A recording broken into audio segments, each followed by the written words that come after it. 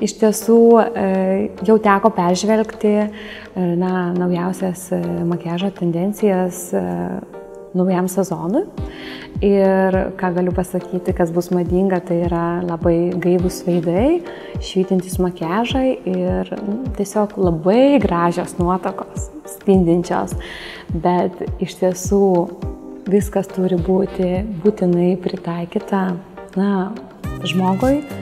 Tai gali būti ir ryškios akys, ar ryškios lūpos, arba viskas kartu. Ir makiažas tai yra, kaip sakiau, viena maža detalė, bet jeigu jinai yra neteisingai parinkta, jinai gali sugriauti visą įvaizdį. Tai gali būti pati gražiausia suknelė, bet jeigu šukuosena ar makiažas bus netinkamas, arba tiesiog, netiks prie to įvaizdžio ar neskoningas, tai bus, labai bus gaila, nes tai yra tiesiog vienintelė diena nuotakai gyvenime, kai jinai turi būti karalienė ir turi jaustis pasakiškai.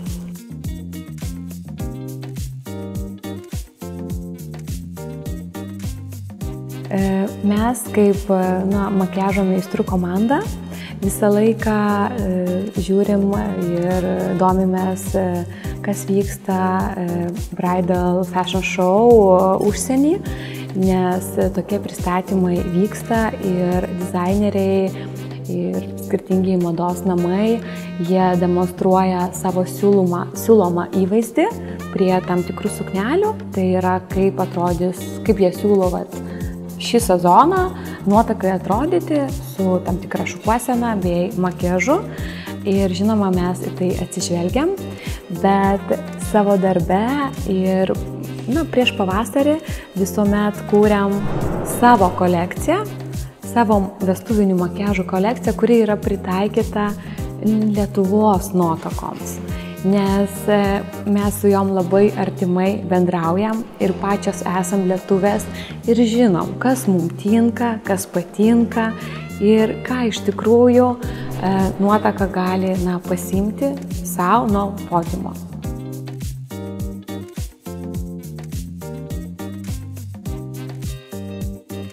Manau, kad ne viską reikėtų drąsiai kopijuoti, jeigu patiko kažkoks įvaizdis ir netgi jeigu būsima nuotaka pamatys ant podiumo kažkokį labai patikusi įvaizdį, kaip suknelė, gėlės, makiažą, šukuoseną.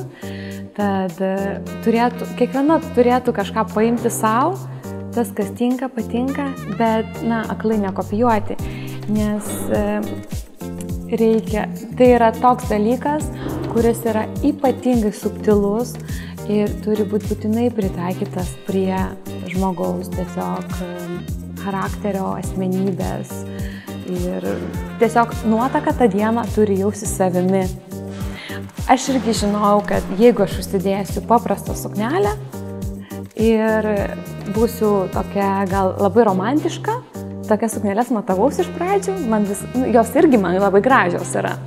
Bet aš žiūriu į save veidrodį ir, juokiuosi, kad čia ne aš.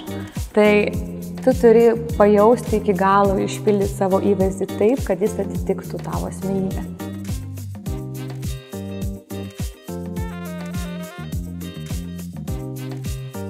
Pati labai daug dirbu su nuotakom ir be galo myliu dirbti su nuotakom. Man patinka kartu su nuotaka sukurti būtent jos stilių, jos įvaizdį, išbaigti jį. Kadangi pati ir šukuoju ir atlieku nuotakos makiažus, tad labai svarbu ne tik, kad koks makiažas patinka ir atnešti, parodyti makiažo meistrei paveiksliuką, bet iš tiesų tai būna ilgas pokalbis su kliente ir tu išsiaiškini, kur bus vestuvės, kokia tai yra lokacija, kaip bus apsirengęs vyras, kokios jos svajonės aplamai, kokia jinai nori būti. Ar jinai nori būti elegantiška, ar jinai nori būti seksuali, ar jinai nori būti romantiška, o galbūt jinai nori būti tokia išvis pankiška arba, kažkokia dar fėjiška. Labai svarbu suprasti tiesiog charakterį ir moters vidų, asmenybę, kad galėtum pritaikyti visus kitus elementus. Tad neužtenka turėti suknelę ir parodant tiesiog suknelės vėlgi nuotrauką, pasakyti gerai, jums tinka ten toks ir toks makiažas ir tokia šukuosena. Nes prie tos pačios suknelės gali tikti N variantų.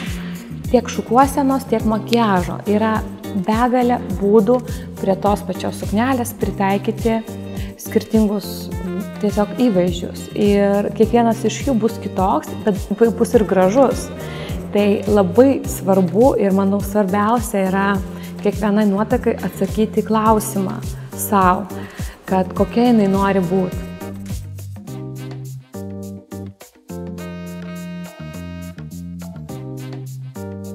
Bandomoji šukuosena ir bandomasis vestuvinis makiažas turi būti atlikti tik tuomet, kai nuotaka yra tvirtai apsisprendusi, kokia tai bus suknelė, gėlės, vestuvių lokacija ir visi kiti elementai, kurie yra ypatingai svarbus.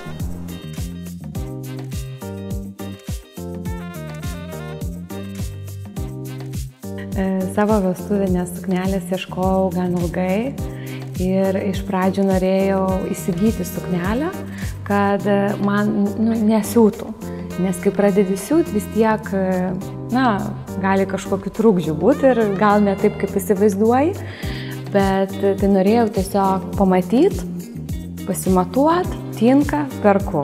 Tai būtų paprasčiausias variantas. Tuo tikslu labai daug keliavau, tai buvo New Yorkas, Miamis, Paryžius, Londonas, Milanas ir ieškojau tos vienintelės suknelės, kurią norėjau tiesiog įsigyti. Kadangi tokios neradau, nes tai turėjo būti šiek tiek galbūt atkutiūras ir tokia nebuvo pagaminta, kreipiausi į Lietuvos geriausią dizainerį Juozą Statkevičių.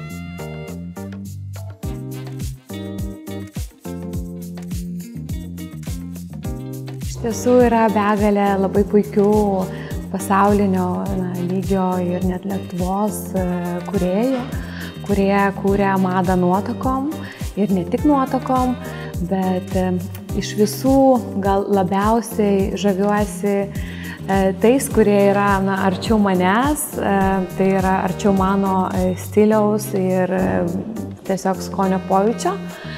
Tad būtų mano mėgstamiausi, kaip ir pati rinkausi inspiracijas savo vestuviniai sukneliai. Tai buvo Christian Lacroix. Man be galo patinka kūryba ir tai yra ir ekstravagantiški rūbai, kartu ir elegantiški ir tokie, kur sunku net ir nukopijuoti būtų, jeigu kas nors ir norėtų. Ir taip pat Vivienne Westwood, kurios irgi stilius yra ypatingai savitas ir jinai visą laiką kaip ir šokiruoja pasaulį tokiu šiek tiek punkiniu stilium, bet tos visos net jos suknelės, vestuvinės suknelės, jos vėlgi turi tą tokį cinkelį ir jos yra kitokios.